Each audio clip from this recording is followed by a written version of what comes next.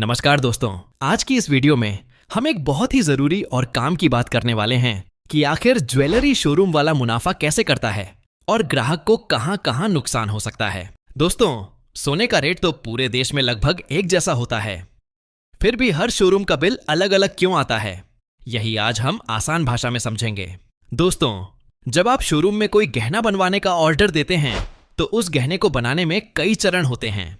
सबसे पहले शोरूम वाला कारीगर को गहना बनाने का ऑर्डर देता है। कारीगर आमतौर पर शोरूम वाले से 3 से 3.5% तक चार्ज करता है, जिसे मेकिंग चार्ज कहा जाता है। लेकिन दोस्तों, यह पूरा का पूरा पैसा कारीगर को नहीं मिलता। गहना बनाने से पहले सोने की कटिंग करनी पड़ती है, जिसमें अलग से चार्ज लगता है। इसके बाद सोने से तार बनाना होता है, उसमें भी कुछ खर्च आता है। फिर गहना बनने के बाद उसकी पॉलिश होती है, उसमें भी खर्च होता है। अगर गहने में कुंदन या कोई स्टोन लगा हो तो उसे तैयार करना और फिट करना पड़ता है, जिसमें और खर्च जुड़ जाता है। इन सभी प्रक्रियाओं के बाद गहना पूरी तरह से तैयार होता है। कुल मिलाकर कारीगर का खर्च लगभग 1 से 1.5% तक होता है, जो कभी कभी थोड़ा कम या ज्यादा भी हो सकता है, क्योंकि अलग अलग कारीगर और अलग अलग डिजाइन में खर्च बदलता रहता है। अगर हम औसतन 1.5% मान लें तो कारीगर को शोरूम वाले से कुल मिलाकर लगभग 3 से 3.5% ही मिल पाता है। यानी कारीगर का असली फायदा सिर्फ 1.5 से 2% के आसपास होता है। इसके बाद वही गहना शोरूम में आ जाता है और शोरूम वाला ग्राहक से 7%, 8% या यहां तक कि 10% तक मेकिंग चार्ज ले सकता है। इस तरह शोरूम वाला बिना कोई मेहनत किए 5 से 7 या 8% तक मुनाफा कमा लेता है। इसी तरीके से शोरूम वालों को बड़ा मुनाफा होता है। और इसके अलावा भी मुनाफा कमाने के और कई तरीके होते हैं, जिनके बारे में हम आगे जानेंगे। सबसे पहला तरीका, making charge. Making charge showroom का सबसे बड़ा मुनाफा होता है। सरकार ने कहीं नहीं लिखा कि 1 ग्राम गहने पर इतना ही मेकिंग चार्ज लगेगा। कोई शोरूम 500 रुपए प्रति ग्राम लेता है, कोई 800, कोई 1200, तो कोई 1500 रुपए प्रति ग्राम तक भी ले लेता है। अगर आपने 10 ग्राम का गहना लिया और मेकिंग चार्ज 1000 रुपए प्रति ग्राम है, तो सीधे 10,000 रुपए सिर्फ मेकिंग चार्ज में चले गए। यही से शोरूम को बड़ा मुनाफा होता है।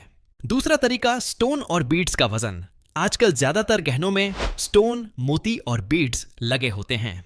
कई शोरूम इन स्टोन का वजन भी सोने के वजन में जोड़कर पूरा पैसा ले लेते हैं। लेकिन जब वही गहना आप बेचने जाते हैं तो वही स्टोन का वजन सोने से घटा दिया जाता है, यानी खरीदते समय पूरा पैसा, बेचते समय कटौती।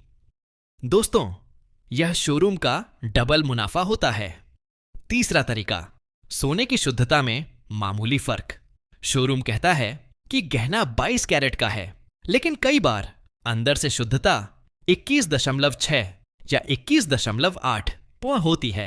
ग्राहक को यह फर्क समझ नहीं आता, लेकिन वजन ज्यादा हो तो शोरूम को अच्छा मुनाफा मिल जाता है। इसीलिए हमेशा हॉलमार्क और HUID नंबर जरूर जांचना चाहिए। चौथा तरीका, पुराने गहनों का लेन देन। जब आप पुराना गहना बेचने जाते हैं तो शोरूम कहता है मेकिंग चार्ज नहीं मिलेगा, वेस्टेज कटेगा, रेट थोड़ा कम लगेगा। लेकिन वही सोना जब नया गहना बनकर बिकता है तो फिर से पूरा मेकिंग चार्ज, पूरा वेस्टेज ग्राहक से लिया जाता है। यानी एक ही सोने पर 2 बार मुनाफा डाटा। पांचवा तरीका, डिजाइन और ब्रांड का नाम। कई बार शोरूम कहता है यह एक्सक्लूसिव डिजाइन है, यह ब्रांडेड कलेक्शन है, यह इंपोर्टेड डिजाइन है। सुनने में अच्छा लगता है, लेकिन सोना वही होता है। नाम और लाइटिंग बदल जाती है और कीमत बढ़ जाती है। यही ब्रांड वैल्यू का खेल है। सच्चाई क्या है दोस्तों?